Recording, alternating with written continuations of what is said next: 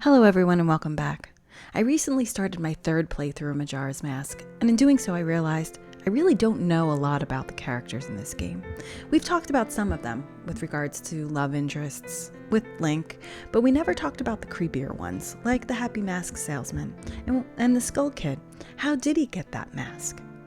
And why does the Happy Mask Salesman have so much mysteriousness around him?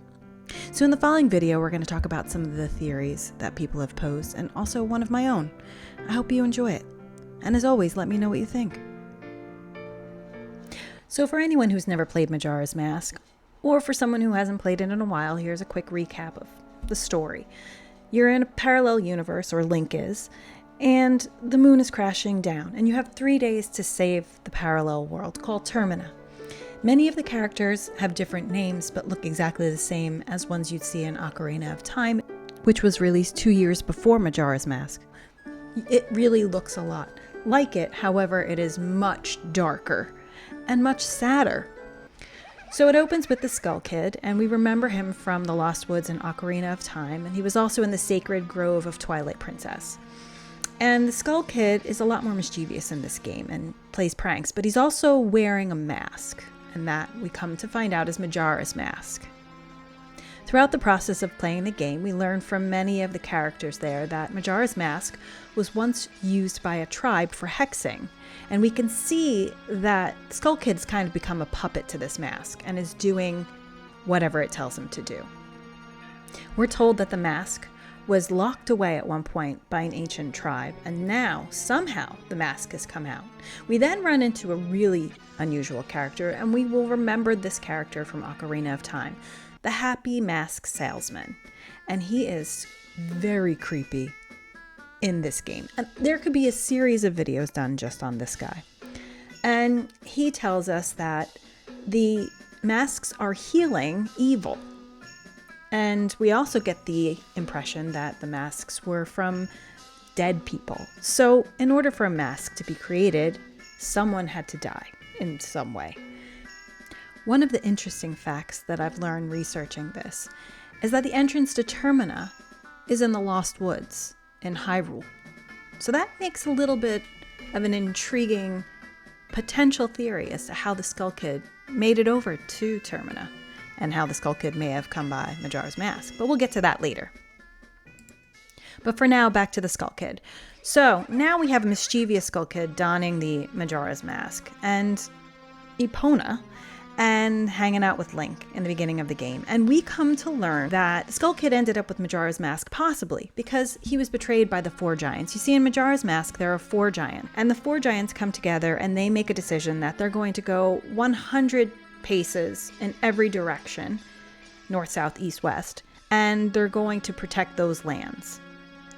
But they didn't consult with their one friend, because in the game it mentions that those 4 giants had an imp as a friend, and if we go back to the definition of the Skull Kids, they were imps. So one can assume that the Skull Kid was that imp, possibly. So that due to the betrayal of the 4 giants, Skull Kid longed to be remembered by them and would do anything to have friends, a wish that was sadly manipulated by Majora's Mask. An interesting side note is the movie Jumanji with Robin Williams had just come out 5 years prior to this. And if you look back at Jumanji, you'll see one of the developers said that they took some inspiration from his character in that game. Some of the theories circulating around this game have a lot to do with the masks. Another theory is that the Deku Butler's son is actually the Deku Scrub mask that Link wears. Well, now we know he's passed, but he wasn't evil. So I'm not sure how that works. And as far as the Fierce Deity mask goes, the developer Aonuma said that all of the memories of the people of Termina are inside the Fierce Deity mask. So if you think about that, and you think about the fact that we're told in Icona that there was a huge war that destroyed the whole area and left them with these creatures, these dead creatures no less, that are still feisty.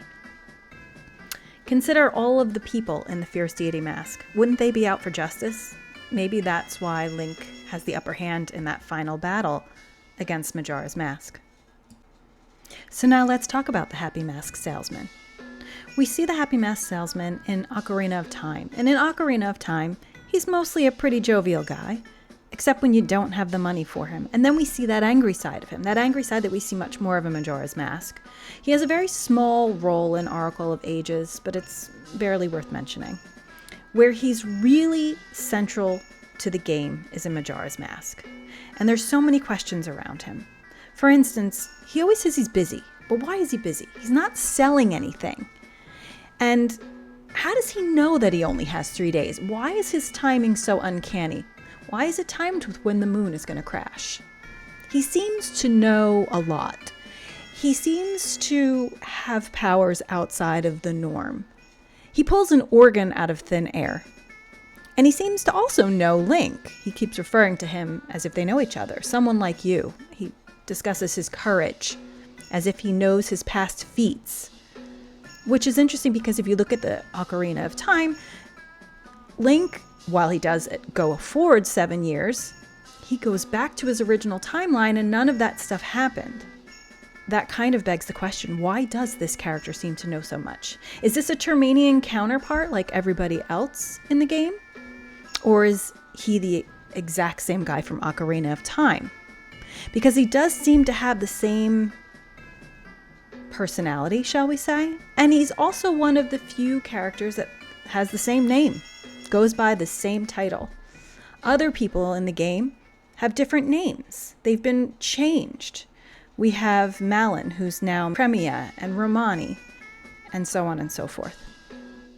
So if Majora's Mask was sealed away somewhere, because it was causing so much destruction, being used by an ancient tribe, but also sealed away by an ancient tribe, so where could it have gone?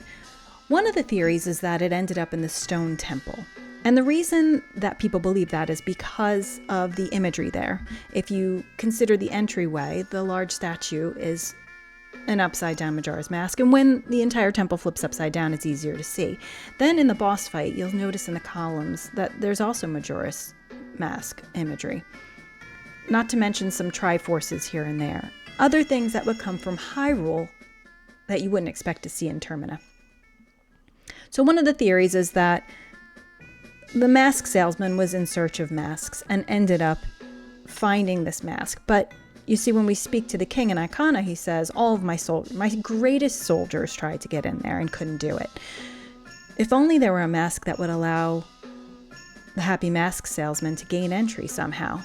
Perhaps by jumping or running or something like that. Then what if the Happy Mask Salesman got a hold of Majora's Mask and maybe wore it for too long? It reminds me of Lord of the Rings. You know, Smeagol becoming Gollum because he's had the ring for too long. Maybe something like that happened. And maybe a regular plain old salesman became something other. Became something new. Was so influenced by years and years of wearing the mask that he too became almost like a deity. Because a lot of people believe that. I'm not so sure. Because a deity you would think would have more powers.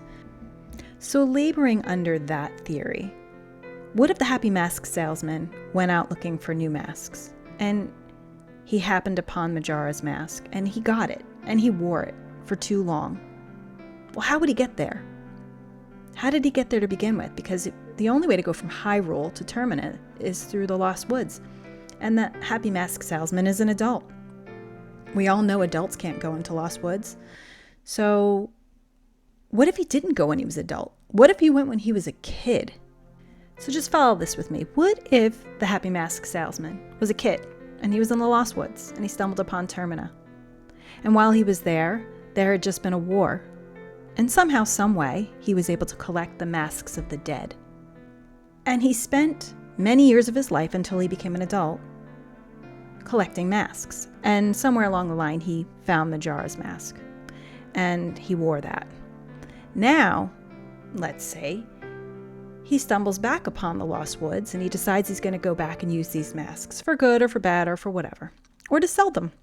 And upon re-entering the Lost Woods, perhaps now an adult Happy Mask Salesman is attacked because he's not supposed to be there.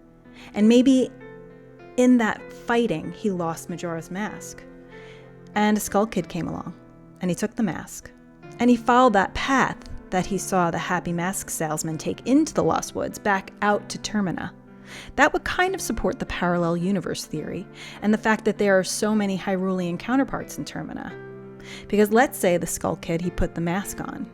And maybe part of putting the mask on made him create the world with Majora's Mask. Maybe it's a construct of Majora's Mask and whomever is wearing it. So perhaps the Skull Kid donned the mask and he was transported mentally to a place of his own construct while under the influence of the mask, or maybe they created that world together. It kind of is reflected again on a more of a microcosm when you go inside the moon, right? Because we see again the childlike Happy Mask Salesman. What if Majora's Mask actually knew the child, because that's when he originally entered Termina? Termina being a construct of Majora's Mask, a parallel universe created by whatever deity, perhaps, Majora's Mask was or is. Another thing to note is that at the end, the Happy Mask Salesman, after the fierce deity masked Link defeats Majora's Mask, you see the Happy Mask Salesman walk off holding the broken Majora's Mask, and he walks off and disappears, as if that character no longer existed, because that world would no longer exist, because he had become so intertwined with Majora's Mask after being part of it for so long, or perhaps he only existed there because of Majora's Mask. Another lens to look through, and I don't know if anyone else has really done this, but I did find it in many of the interviews, is historical context. At the time in Japan, not only were they trying to get this game out really quickly and ride the wave, the momentum of Ocarina of Time, it was the first time that the developer said they pulled an all-nighter. The only time was for this game, because they had done a whole part of it and they didn't like it. And they said, do it all over again. And at this time, North Korea had launched a missile over Japan.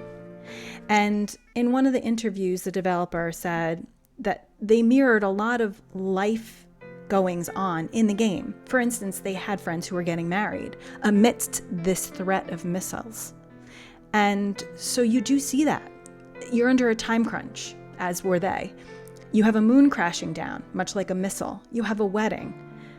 So is it possible that we're all trying to fill in pieces of a game that never had the pieces to begin with? Because it was kind of rushed to be put together. Though brilliant and lovely, I love this game. And I love the fact that we can create our own storylines for it. Maybe there never was a fleshed out storyline for this game. Maybe we're all sitting there trying to fill in the blanks when it was really just made by a bunch of developers pulling all-nighters during a really horrific time. And we're grateful for that creation. You let me know what you think, and have a wonderful day.